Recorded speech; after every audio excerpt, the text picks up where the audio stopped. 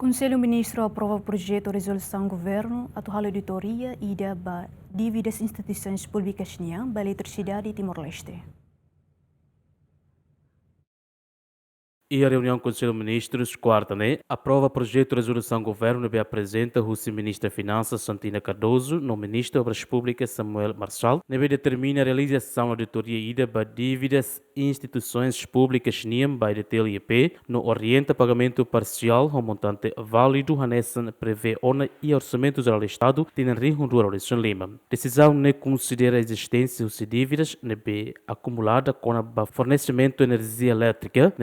calcula quase $1 americano milhão anual, foi impacto da sustentabilidade financeira no capacidade operacional Rússia de Tele, situação destaca MOS e relatório Câmara Contas NIAN. Resolução do governo determina que o Ministério das Finanças realiza a auditoria ida detalhada, onde determina montante de loja tem que ser a entidade ida prevemos pagamento na fatem e retinan rihuntua Lourenço Lima, o $1 americano milhão